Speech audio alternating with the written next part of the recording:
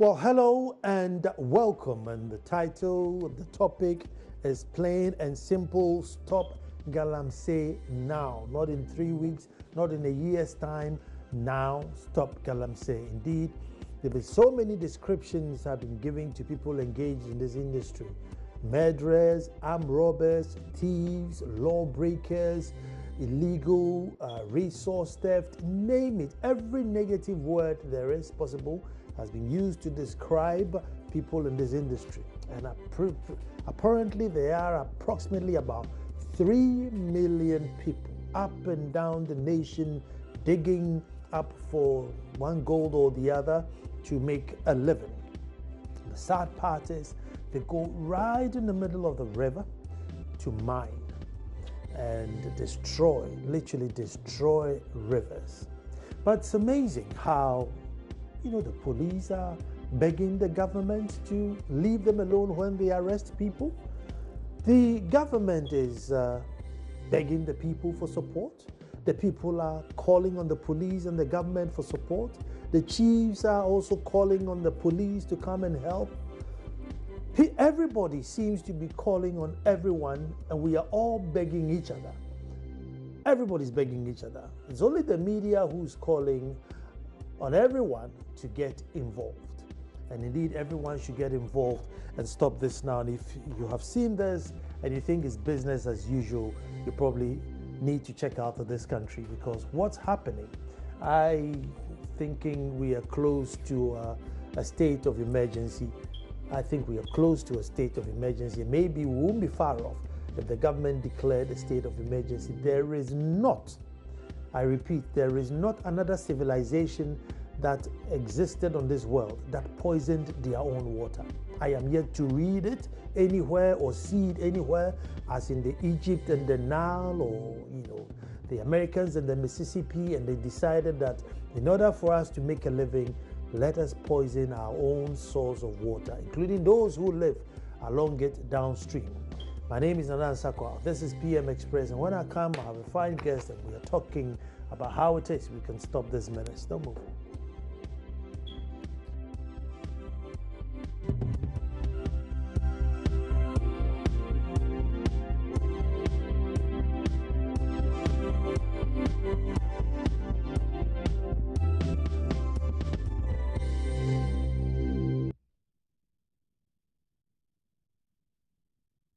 The people who are currently going around destroying the environment, I keep on saying, are killers.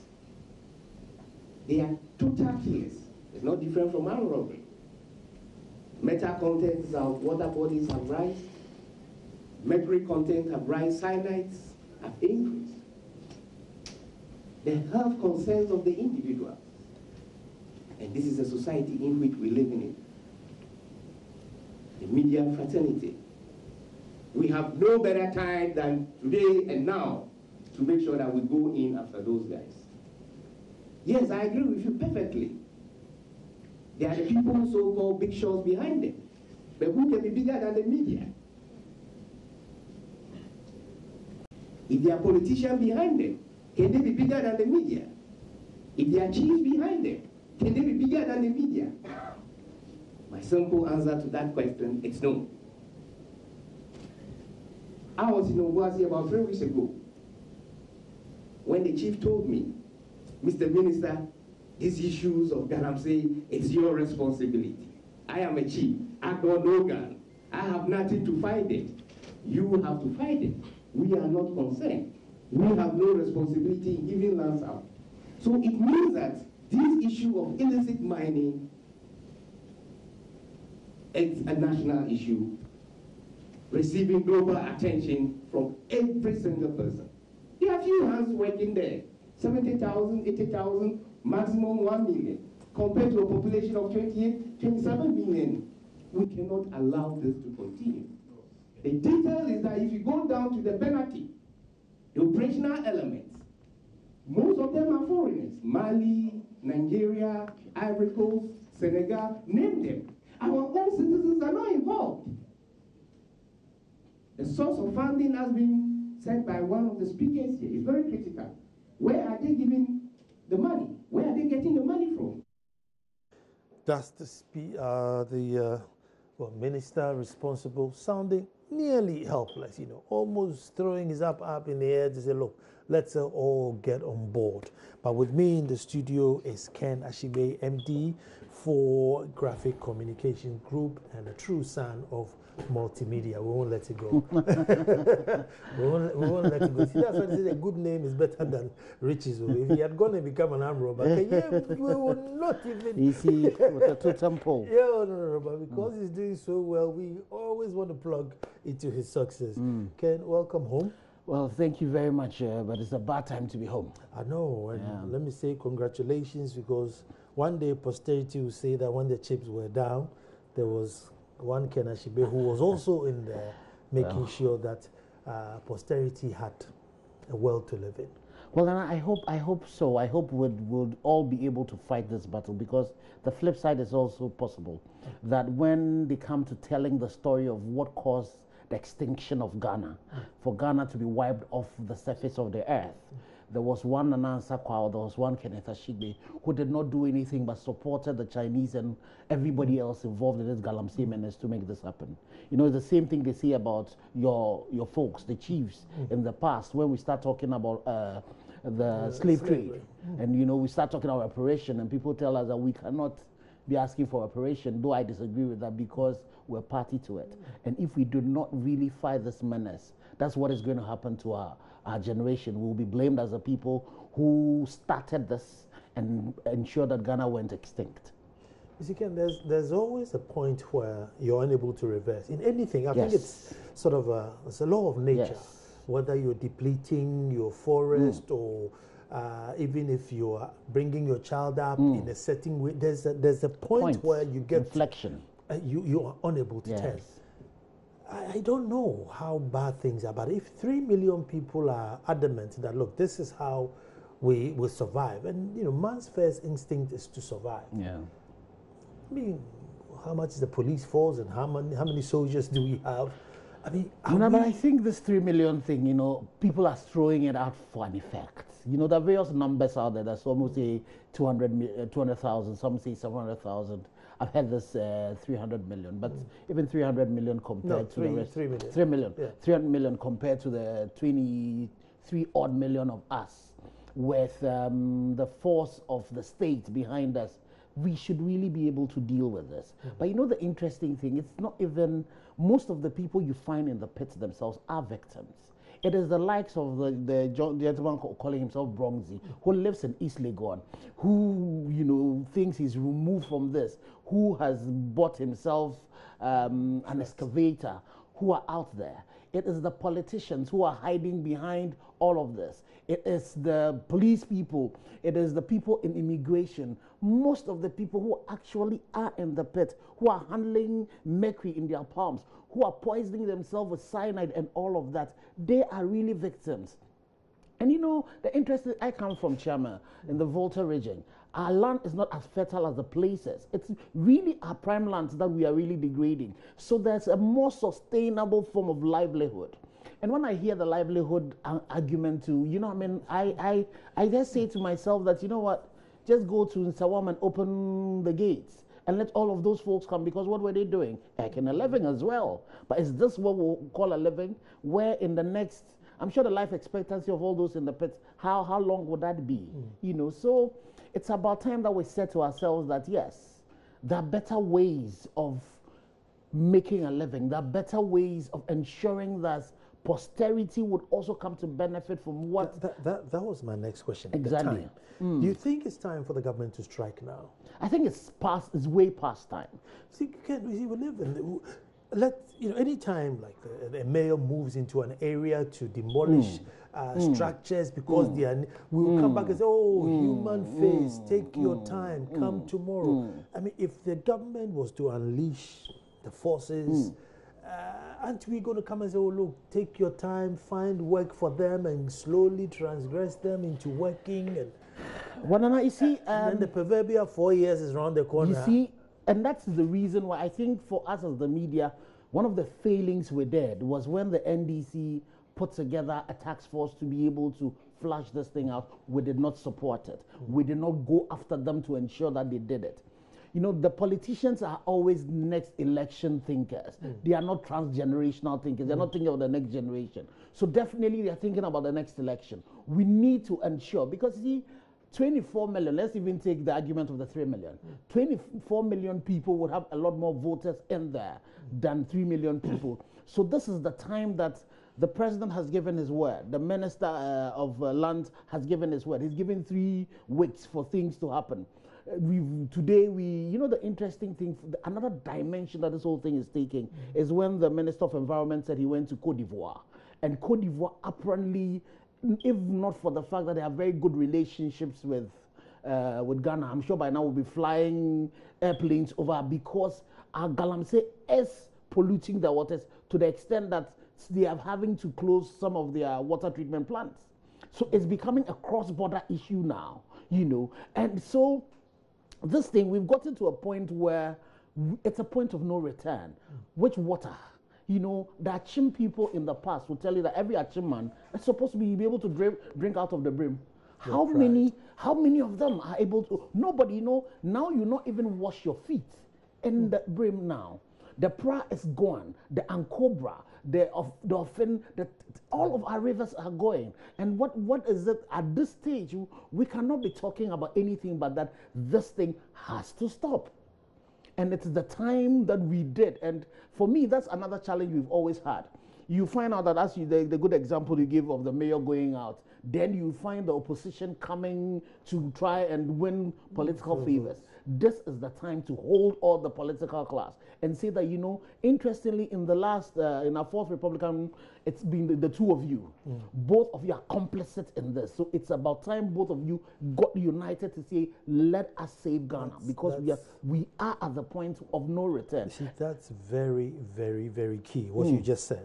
Because until these 2 parties come up with one plan to say, listen, this is our plan towards mining, so that whether you say 4 years or 10 years, this is the plan.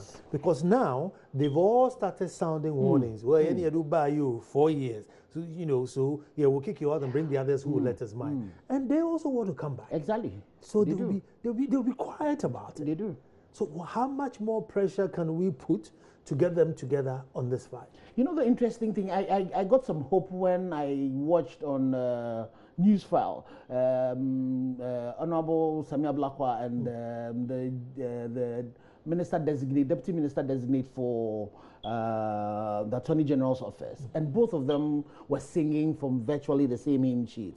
Samia was talking about the fact that it's about time government even put a ban on small scale, a temporal ban, and he was supported by it. You see, the only way we can do it is to put both of them their feet to the fire, especially when both of them have been complicit in this thing happening. Both of them have benefited from it. You've had, I'm sure if we go in there, their members have done that. So we as the media, and I've said this, that anybody who stands in our way is an enemy of the state. And that particular person should be portrayed like that. I remember today at when the launch, one of the things that I said the media we should do is an infographic about chiefs who in their chiefdoms have illegal mining going on there, and they are not doing anything about it. And Honorable Ada said that maybe we should also add the politicians. Which MPs have their areas in which, you know, maybe because you're an MP, you're supposed to be a custodian of the land. What are you doing about that? I've heard a story about one of the MPs in one of the areas saying that it's livelihood. Somebody like that, we need to unleash all our forces as the 4th estate of the realm after this person and expose the person for who he is. Somebody like this does not have the interest of his people at heart. So, you know, and Ghanaians are becoming very discerning. The last election has shown us that. We need to explain to Ghanaians that you are not going to sacrifice your very existence. It's not even your future. For these people who are just benefiting out of it. And that's why this thing has to be multi-pronged. We need to be educating the people who are themselves victims, who think they're earning the 50 CDs, are earning, you know, the 200 CDs a day out of this thing. And then if you have mercury inhalation and you walk to any hospital, how much are you going to pay? You know? See, the truth which we are all running away from is that the people who we are relying on to take these actions are those who are perpetrating it. Correct. That must be the truth. Correct. Landowners, chiefs, police commanders, political hierarchy. And so then these are the people who can stop it. They have the green pen. Yeah. And so how much more are we going to jump up and down, and who's going to move? No, it's not just jumping up and down. It's really ensuring that me and you continue what we're doing. It's about actually also unleashing our investigative forces and going behind this and exposing some of the chiefs. Some of the chiefs who come out and in the public want to say they're stopping it. We need to demonstrate to people that the palace of this particular chief, just behind it, there's Galamsey going on. So how can he say that he is championing this? We need to go to our very culture, because most of these river bodies, most of these forests are the sacred groups of where, our gods are supposed to be. And some of these fetish priests and things who are supposed to be the custodians have become complicit in this. We need to expose them all for who they are. We also need to give an avenue for people who are suffering, because some of the landowners are being forced into this. Some of them, what happens if they come and you won't sell your lands to them? What they do is to dig around your farm such that you're not able to get there. They go to the police to go and report, and nothing happens. So Nana, with the multimedia, your partner stations, we should be able to give avenues for people like that to report their issues. When they report it, we should be able to follow it. I'm sure we'll definitely get some lawyers who would be able to take some pro bono cases for us. So this is not going to be just passive activism. It's got to be active activism. Are there enough critical voices against it? I'm saying this because I watched a documentary at Ghana Water Company. Our friend Piaro showed it to me. And they were interviewing people in an area where Galamsey was going on. And they were like, the water is polluting, but, business is now thriving. So, look, we might as well just keep the business on and let's let the river go. Very shocking. Anyway, you couldn't tell how many people they interviewed, but they talked about 8 people. Not a good reflection, but it's scary that there are people within that community that we are fighting for who think, oh, no, let this thing goes on because I have job and the market is thriving. So is there that critical mass? It's, in everything that we do, it's the reason why when you take a reaction, you find out that the catalyst compared to the solvents, the catalyst is smaller. All we need is just a few critical voices doing the things that we are beginning to do. But the only thing that we need to do is to do it on a sustained basis. It's also to be able to move this from just where we just report to the point where we are starting to take action, to the point where we are able to mobilize some lawyers as well, to be able to test some of these things in court, to be able to also appeal. Now you have, I'm telling you that the Minister for Environment, when they organized a press conference to deal with the issue, to the extent that after he had finished, the Prime Minister needed to see him. So it's become something that is critical. It's become a cross-border issue. We've gotten to the point where we need to start taking examples of some diseases that people are suffering that is coming out of this thing and being able to apply shock therapy to our people for them to realize that this thing is not sustainable. It's about time we also took example of places that, the Galamseyers have left and gone, and what have they left with the people? Because we are forgetting that this resource is exhausted, is something that would run out. And when they run out, and that's another fear I have, the military, the militias that we are forming, the guns that they're using to protect themselves, if the gold run out, what are they going to use that for?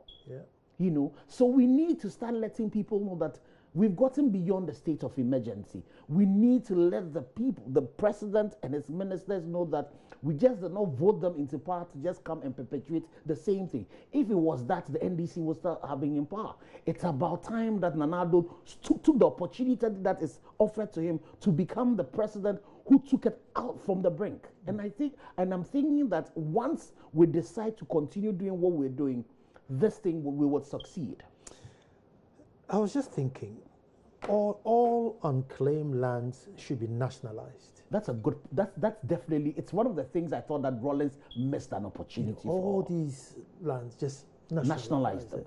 Let the chiefs, I know that this is your land, but you cannot do anything to it till you get the consent of the state. But you see, if it's the state too as well, we need to have a way of policing it. So haven't we also seen state officials sell land to themselves? Okay, how about lands that are already damaged, where the Galamsey guys have moved? Clearly, if we come and see this, that's it, you've lost it. Yes. Well, you see, so we could do that as well. But what about if I was a victim? Or they took the land forcefully from me, and I have reported it. I have evidence to show that I reported it. The police did not do anything about it. Well, if you have evidence, maybe you get away with it. So people like that. But anybody who, and even it should not only be those who have their land degraded. Large tracts of land. A lot of that. Which are lying it's just gone. Dead. Exactly. Even people who themselves, and I go with your morning show host, Kojo's thing that any landowner who has sold his land or given his land away, somebody like that should be arrested. You know what I mean? So people like that, you take the land away from them. Because the interesting thing is that who of us came with land? We are only holding this in trust for the generation unborn. So immediately you've sold it, you've lost your claim to it. People like that, we should take that away from them. And for me, another thing that we need to do is that these people who are carrying this gun, these Asians who are walking and carrying these guns, who gave them the licenses? And the licenses, what was it giving for? These people, when you sit in Ethiopian Air, you sit in Emirates, they're coming in droves. So we need to start talking to the people at the immigration. What is the basis for giving visas to these people? We need to start questioning the EPA, who have given permits to people and they are not policing it. We need to talk to the Mineral Commission, who've also given licenses to people to just go and do exploration. So it's about time for us to start asking the questions. And this time, when we ask the questions and we get the answers, we need to put them out for people to see, what kind of people we are putting in place. And definitely, the government needs to empower these organizations to also to be able to do their work. Because if you have a region like the Western region and maybe you have only 2 officers of the EPA, how are they going to be able to police all of that? Ken, another thing which maybe we all failed, maybe not failed, is that the primary, corporates were the chiefs. But chiefs are so revered and they are held in a different light. It's not easy to go and lambast the chief. Very, very difficult to lambast the chief. It's easier to lambast your assemblyman or your average MP. But I mean, no Chinese man will fly from Guangzhou, pick a cab at the airport and say, look, I'm going to Edumasa, get to Edumasa, that tract of land looks nice. Get me a digger, let me start digging. Unless I am involved. Exactly. I must know. Even if the land is not mine, the landowner should come and tell me that, look, this is what I intend to do with my land. But we left them off the hook too long. Yeah, but Nana, so I think that's where we got it all wrong. It's not for nothing that in our tradition you can take the slippers of the chief off. It's about time we confronted some of these people who are parading themselves, charading as chiefs. Because you see, our chiefs were the people who fought for us. They fought for the land. Now, what is it that we're seeing? A chief himself, his whole palace, close to his palace, is where these things are happening. It's about time we confronted them. And I tell my chiefs in Everland that anybody who will start that, I would come after you. Because you do not have the right to call yourself a chief. So Nana, I think that, but you see, this thing, as you say, it's a difficult one. So we call on Togbi Apade, currently the chairman of the president of the House of Chiefs. That is where it has to start from. I've heard that the one of the chiefs in the Ashanti Kingdom has also started that. So you, Nana, you people need to start questioning your colleague chiefs to say, how on earth did you allow this to happen? It is either that you are actively involved in it, or you are so incompetent that you cannot hold yourself as a chief. Because if you are sitting in Dumasa and you allow this thing to happen, you drive your vehicle past and you have to be meandering away, how on earth can we call you Togbi? How on earth can we call you Nana? It's not possible. You do not deserve that title at all. You have lost completely, and we need to take the slippers off your feet. The battle continues. And I'm glad that, all the media houses are now, singing one song and championing it instead of the usual touch and go. Now this is our topic. Exactly. Because I think politicians have set the agenda for so long. Too long. This time, it's a time for us to set the agenda. Whether you like it or not, this is what we are talking about. So I'm great. But in front of me is signature campaign for hashtag Stop Galamsey movement. Now, what's this about? Well, you see, another thing we think that as media we need to do is that we need to mobilize the grassroots. We need to mobilize the people who have the power. The mandate is from the people. So the plan is to say that let's mobilize a minimum of 1 million signatures to speak to the executive, to speak to the judiciary, to speak to parliament, to say that we do not want this thing to happen.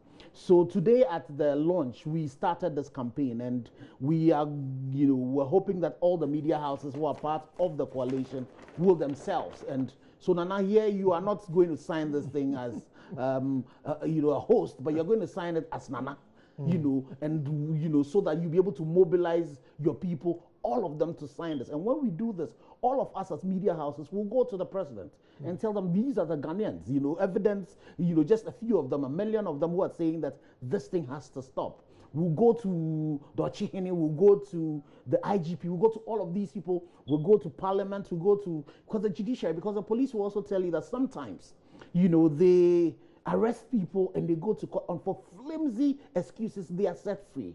We need to get everybody to say that this has to stop. And what I say is that anybody who would say that you don't want to sign this, it means you are not for Ghana. It means you're against Ghana. You're the people that we need to expose. And so that's why we're embarking on this. We'll have the physical copies, and then we're going to be launching a digital one as well. Okay. So that we can get Ghanaians across, even in the diaspora, all signing on to this. And, so that we all can say that one day, we also can say we're one of the people who brought Ghana back. And we're able to get the brim, to the point where people could not take a calabash and to fetch the brim again and take a sip of water from there. But you think it's not a dead-end road? It's not. No, I'm a perpetual optimist. And I think that it's going to be a difficult one to reverse this, because in a very short period, we've gone so far. But this is the point where we stopped, and said that we need to go back to where Sankofa Yenchi. It's possible. I worry. You see, I worry because how do we start without going back to make arrests and going back to make punitive sanctions? And who do you arrest and who do you sanction? No, you see, this cannot go with that, because you know what? Galamsey, so I hear people say ban Galamsey. You cannot ban an illegality. You cannot ban armed robbery. It is an illegality. There are laws in Ghana that speak against this. So what we need to do is to enforce the laws. For example, I have a petition in hand. I went to see the IGP yesterday to tell him that, this gentleman who was on social media self-confessed, saying that, we should, he was daring the president. I've gone to see the IGP and telling the IGP that you need to arrest the gentleman calling himself Bronxy. So the IGP said we should put it in a petition form. So I've drafted it. Tomorrow, I will be giving it to the IGP to say, go after him. But see, if let's say, Ken, I came and I stole your car, and so you report to the IGP, will the IGP say, well, Ken, put it in the petition? Well, that's interesting. But, well, you see, we will do everything that they say we have to do to ensure that this is done. Ideally, what you would have should have happened is that once they saw the self-confessed, pick him up. But, well, you never know. Maybe they're looking for him already. So we need to add this to it to ensure that it's done. Let me go to the phone and speak to another man who has championed this cause for a long, long while. We did not listen to him, and he probably can tell us that I told you so. Nana Jumo, who's an environmental activist, friends of river and water bodies. Nana, hello and welcome. Thank you, my boss. How are you? I'm very, very well, and I'm glad that you always respond to us on this course. Thank you so much. Thank you so much. It's my passing, and it's an honor to be on your program. Thank you so much, Nana. Well, Nana, the media have now come together, and we are now making the news. We are not waiting for it to happen where 3 people die and then we come and say, oh, 3 people collapse in a pit, and then the next day we move on. So now it's all Galamsey, and it must stop now. Nana, but can it really stop, and what can we do? Thank you very much. I think and this was what I was advocating in the past, that the media should not talk about Galamsey in one day or talk about any environmental issue in one day, because it is said that the pressure of the people create the political will. So, and the people are led by the media. So I would say congratulations to the media for doing this good job for the nation, country Ghana. And either we used to do it for the politicians, but now you are doing it for Ghana and for yourself. So congratulations. This thing can be stopped because it's an illegality which it has been going on, and we have to stop it. We have to enforce. I said earlier on that there are so many laws in our statute book which need to be enforced. If the government doesn't enforce these laws, then we will be arguing whether he can stop or not. He can stop. Why? If somebody will steal somebody's chicken or what do you call cattle, he's arrested and arraigned before court and jailed. Anybody who commits an offense, when you are caught, when you are seen, you are arrested. Why is it that this world nobody wants to arrest anybody? And we always have to blame it, do the blame game, that is the politician is what? The law is not a respecter of any person. The law does not respect its owner. Even like if you are the boss, the law doesn't know anybody. So it has to be enforced. Whether you're a politician, whether you're a chief, whoever you are, even if it's me and you, the law must be enforced on us, so that in a rule of law, like democracy is the rule of law, not Kabimaminket. I don't believe in that statement, Kabimaminket. It's the rule of law. And in law, you present your case, I present my case. And in this particular case, somebody and some group of people are breaking the laws. And when one breaks the law, it must be enforced. We will sit down and say, oh, there's no, and people will say there's no job, they have to do it, we cannot stop, we can stop it. There's nothing that if you are determined to do, you cannot do. We came this far because we always sugarcoat the problem. And then we go around it and people will come in and protest and say there's no job, and then we stop. But I want to tell you something. If this government does not stop this illegal mining, he cannot deliver on his agenda. His agenda is that one district, one dam in certain part of the country. If there's no water flowing, you cannot have the dam. And if that dam is not there, you cannot grow food grow to eat, whatever they call it. So now we're going to grow food and then we eat it. If there's no water, you can only do one rainy season farming, and that cannot feed the country. That cannot sustain the agricultural industry, which is going down every day. Then you come to the industrialization. Without water, you cannot set up any industry. And even with the industry, when you set the factory or whatever, you need to grow certain crops so that you can feed the industry. So it means the main agenda of this government, creating jobs, without water, no job. Water is creating more jobs than the illegal mining. Some people don't know. It's employing more than even 8 million of our citizens, selling on the street, selling in the small shop, in the schools. Everywhere people are selling water. And even we are exporting water. Who told you that water cannot help Ghana? When we are talking about climate change is saying that there's going to be serious drought and serious rainfall. And when these two occur, we in Africa, we are going to suffer. In the drought, we are not going to get water. When it rains, it's going to destroy our crops and property. And these two things call for proper handling of issues concerning water. But we are joking with it. We are treating this water bodies with careless abundance. And the consequences will be very, very dangerous. Look at the landslide in Colombia. Even though they have not dug these holes or created this madhouse, you saw the landslide. If there's a small landslide, you will see what will happen. Because of what the people have done, it's going to move downstream and kill a lot of people. We don't want to see that. And even apart from that, if there's a little earth tremor because of what we are doing to our soil, it's going to also destroy lives and property. We have gone too far. We have to return. When we are going, it's more dangerous. Now, let me come in here.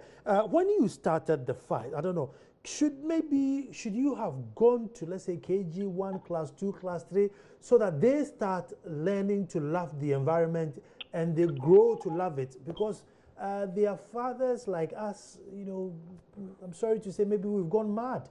We have no use or love for the environment.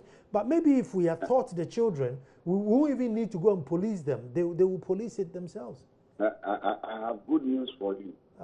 About 2 weeks ago, I was in the school when some students, people from Lincoln Community School came to me. There were about 5 or 6 in number. And when they came to my office, they were 10 years, 11, 10, around that. And they started asking more questions. And they were asking me more questions that this, they want to know about this, they want to know about this, they went to parliament, they want to know. And the good news is that when they went back to school, then another student was throwing away water. They told the student that don't do that, because when the world population hits 9 billion, there won't be enough water, so we should conserve water. So even the children who learned little about water, they are now conserving water, and they are taking the education that high. That is how far we are going. We started in the universities, we have clubs there, we have some in the secondary schools, but the press is the main partner of this NGO. If the press keep on this pressure, the problem is half solved.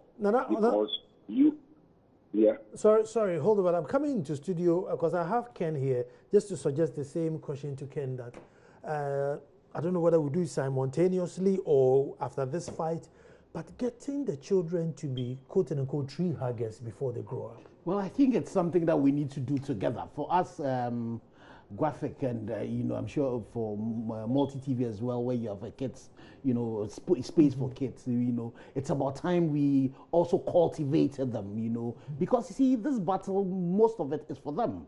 You know, most of us would blink and go very soon, but they have to live with it. So we need to start carrying, we can't wait, you know, it should be multi-pronged. We need to get them to be the people who are also pushing their parents, you know, we need to get them also signing these petitions. We need to get them to appreciate the fact that they need to start even at this stage to ensure that they have trees, even the schools that they are, so that when they grow, they will grow with it. They have a voice, you know, they also will be able to bring some pressure to bear. So it is time that we roped all the children in. We would use junior graphic as well to be able to push this. Get the fan clubs to know that, you know, the whole thing about the ban on this thing, it's something that they need to champion, because where are they going to be? Okay, you see, here we are with a conflict with Christianity, where as soon as you draw close nature and start protecting nature, it's like, those are the devil worshippers. Look at them. They are protecting the river. They are over protecting the trees and this, and you know, they cannot be Christ-like. So there's this conflict to deal with. Well, you see, I think one of the bane of our development has been tabula rasa, where we allowed, you know, when Christianity came and other religions came to come and wipe clean the things that we used to do. A typical example is my village in Chama. In Chama, there used to be some sacred groves where it was said that you don't cut a tree. The only thing you can do is that if the tree falls, you know, you can pick it up. And so people used to respect that. Now we say we are Christians. And so what we've done is that we've started cutting, building into the forest. And you know the interesting thing, rains have stopped coming into Chama. Because you see, what our forebears knew was that it was the source of the river. It was the source of generating, you know, rain for us. So for all of us who are enlightened, you know, we need to read the Bible well. We should not allow some of these people who really do not understand it. After all, for us as a Christian, I know that, you know, God created all of this and he said it was good. So how would you say that if I'm revering the things that God has done and I'm preserving them for the future generation, you say I am worshiping what? Now let me bring you in here. Nana Jumo. Because you to know that when God created the world, he put man in the Garden of Eden. And in the Garden of Eden, it is said that there were rivers, Euphrates, all the big rivers, and there were gold, there were diamonds, but the people did not mind it. Okay, they didn't mind the boat to destroy it. Even we can blame Adam and Eve. They didn't destroy the water body. So sometimes it is just that when we started getting educated, when people get water to their homes without seeing the source of the water, that is why we treat water with careless abandon. Then also, in the past, water is a culture, it's not a religion. When people were using water as a religion, then gave people advantage to do that. But I want to also tell you that our grandfathers used to petition to protect our water body. Yeah. They didn't have police, they didn't have the military, they didn't have the assemblymen, they didn't have the minister of state. The chiefs were just sitting in their palace and they were able to enforce all the rules and the laws. It's just that today we don't want to enforce the rules and the law, then we start blaming people. When you come to the cities, look at what we are doing to water. When I was young when I was growing up in Accra, Kumasi, and other places, there were rivers passing through the city. Because of what God started in generation, putting man in the Garden of Eden with river there, man, every community, every city, every settlement was built around a water body, and it has been the past. That is why we name people Tano. Tano also is a Tano, but it's a river. We name people after living rivers, cities after rivers. Our grandfathers knew the importance of it. Water is life. And because they knew water is life, they protected it. And we have all the science, we have all the scientific knowledge, and we are well educated in this to know that even we go beyond what we were thinking is now life. So nobody has any excuse to tell us that when you are protecting a water body, it is healthy. I'm a Christian, I'm a preacher, and I know the importance of water. And we have led this campaign since 1989 when we were very young. So nobody can use religion to say that. And even if you can imagine you go to church on Sunday and people don't get water to bath, and we don't get water to flush, can we stay in the church? We can't stay there because we stay close to each other. And look at even the other religions like Islam. They use water before they can pray. So water is too important to all the religious bodies that nobody can give us excuse. The reason why these law people can give excuses is that the law enforcers are not enforcing. When you come to the city, why should somebody who has been to the university, studied ecological engineering, decide to change a river course to a drain and destroy that drain, knowing that water is flowing downstream? We, the educated, are the problem. Yes. Because we have every part and every detail about water, but yet we treat it with careless abandon. I said this some years ago. If we in the city continue to destroy the rivers that are passing through, it will go to the villages. Now we are seeing what they are doing to the river. We have not done well. And especially when you have a whole chief executive of EPA saying that you import water, knowing very well you can't get water. In California, not quite long ago, they were having drought. They didn't get water. They have more money. They didn't get water to import. They ration it. You can't water your garden. You can't use this quantity of water. So if you think that we can import water, the example is that the world population will hit 9 billion very soon. And when it hits 9 billion, there won't be enough water. That is why we were talking about wastewater. Don't waste water. Don't destroy water. Wastewater reach in the last, in the World Water Day. So please, there's enough information. And I think that Christians also know that. We'll take the campaign to the Christians. We'll take the campaign to the religious leaders. And especially our grandfathers, our chiefs, who know that water is serving as a boundary, a landmark for them between towns and districts and villages and people. It is only water which is serving as a landmark. If we destroy them, it is a disaster for war. You can't know your boundary. As I'm talking now, in certain parts of Western region, because they have removed the landmark of the rivers, their royalty cannot be shared for them. So the chiefs are losing. And we thank God that Kofi Annan said some time ago that the next world war will be fought on water. So if we are destroying water, we should know that we are going to fight and it will be a war. Even though the Israelis and the Egyptians don't agree on, and the Palestinians don't agree, and the Jordanians, but when it comes to water, They have agreed to disagree, and they have formed an organization to protect the water. But even those people who are poor know that they should protect water. How can we live in peace when people use any belief?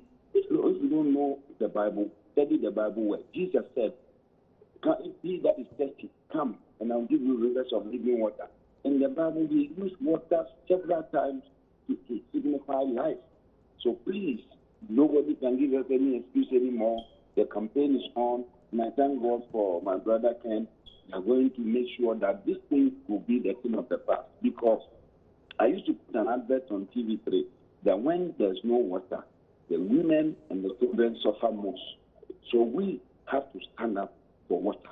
Water is life. Don't forget that you couldn't come to the studio without bathing with water, brushing your teeth with water. Let's imagine that one day you don't get water. Everybody, we go to work, nobody was able to get water to brush his teeth. And we didn't bath. Look at the smell. We are going to get upper respiratory disease. We are going to be sick. It is a serious thing. And with this Galamsey, what the chemicals are going to go into our food. That is the worst thing. Now we should be grateful to Petekwashi, who went to Fernando Port to bring cocoa seeds. And we grow and make money. After Ghana has grown to this level, make money from cocoa, we allow people to cut the cocoa down. People are saying there's no work. Our grandfathers, they lived there, they planted the cocoa, they benefited. No, I'm telling you, those areas they are mining, if they know the trouble that is ahead of them, they will even beg the government to come in and stop. Because they won't have any land to plant again. And then poverty will affect them. They will live with poverty. You see that place, areas where people, when you see them, they will be poverty personified. When you see them, they will be very poor. Because if you don't have a land, the United Nations describe poverty as lack of access to land and water. And these are the two things we are destroying. Are we impoverishing ourselves? Thank you so much. Thank you so much. Time has run out. Thank you so much. That's Nana Jumo. Thank you. Coming into studio just to finish up and just to say I have signed. I'm signature number 1, and I am really, really passionate about it. I'm a tree hugger. You know, I'm an apologetic tree hugger. Yeah. After this, maybe you even go to animal rights, but as for that, I'm even scared to talk about animal rights. They'll probably get sanction me. But I was speaking to one of the guys who make Frito, Wilma. Yeah. And they say they get only 15 to 20% of the palm needed from here. Yes. 80% they import. And they are desperate because the less they import, the cheaper they can make this product. And here we are destroying that. The same land that could plant this palm for life rather than mine for 3 weeks. So what's going on? Ken? Well, you see, it's so that's why we really need to be able to let our people know that, you know, this is not sustainable. You know, what we need to also do is to ensure that we create the right environment for agriculture to thrive. Because, we need to follow the El Salvador example where they ban all mining.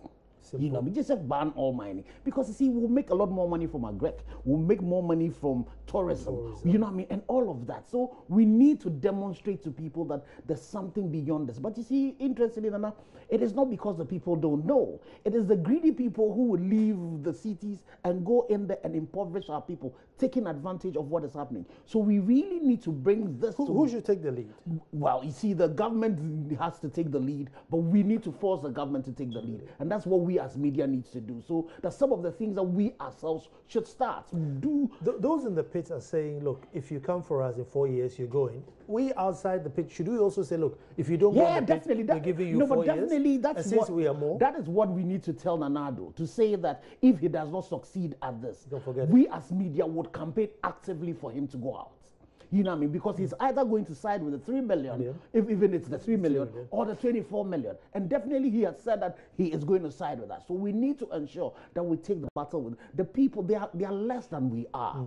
And you see, for even them, for some of the people, if we can demonstrate to them that there are other alternatives. So yes, but you see, this is not the time to say, oh, let's get them a job before. It's not. We are hemorrhaging. Our child is dying. You need to do the difficult surgery at this stage before you start looking at all of that. So it is time to do this. But my only caution to us media people is that The dog mentality has to stop. Where you have a big juicy bone you're chewing, they throw you some fresh blood, red blood meat, then we jump at it. We need to follow this. This has to be the long haul. We need to go to the point where the brim, the cobra, we can drink from it again. It's the reason why I'm sure if you watch what happened today, I disagreed with the minister when he said that, when it comes to surface mining and I would even say that, can we have a moratorium on for a while? At least for 5 years. For a while. 5 years.